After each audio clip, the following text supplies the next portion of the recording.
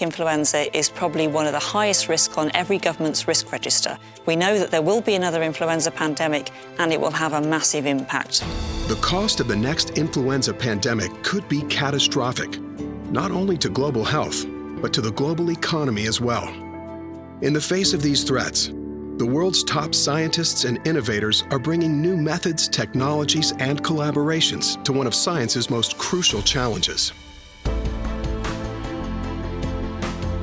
If we have a highly effective influenza vaccine, we won't have to worry about the threat of a new influenza pandemic. Creating a universal vaccine, one with the power to provide longer-lasting immunity against many strains, is no easy feat. The diversity of influenza virus that's out there is really incredible. If we only had to make a vaccine that protected against one specific strain of influenza, I don't think that would be very hard.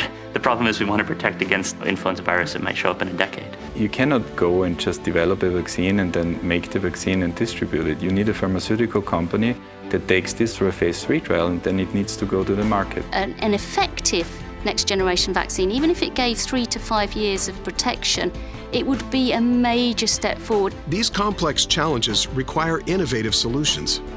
The Bill and Melinda Gates Foundation partnered with FluLab to issue a grand challenge to researchers across the scientific spectrum to bring transformative concepts to the search for a universal influenza vaccine.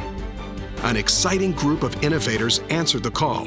What I've been doing is applying chemical information through antibodies to vaccine design, is what we've been doing for HIV, and what we have the opportunity to do now is to apply that same chemistry, technology to the universal influenza problem. The concept was to use immunogenicity and a large panel of human antibodies to identify the best epitopes from multiple influenza strains to best target a large spectrum of strains.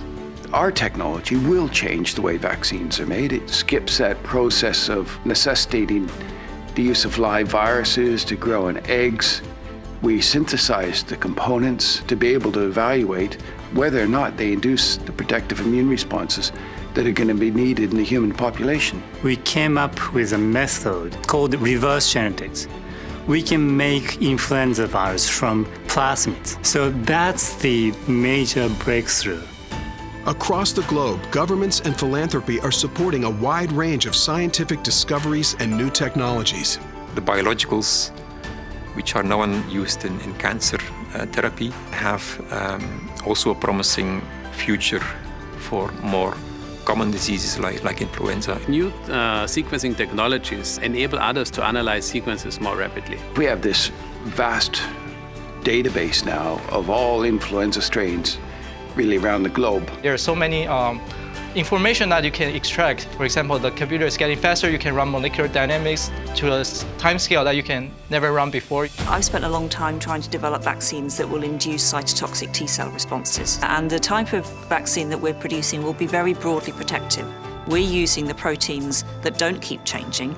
And if you have a strong immune response against those, then you are protected against whichever influenza virus comes around and cause infections. We're trying to use fluorescence microscopy so we can measure how much HA or NA is packaged into the virus. Building on this momentum, the Sabin Vaccine Institute launched the Influenza Initiative to engage creative and diverse thinkers and inspire them to apply their talents to one of Mother Nature's most vexing challenges. How do you get new people in?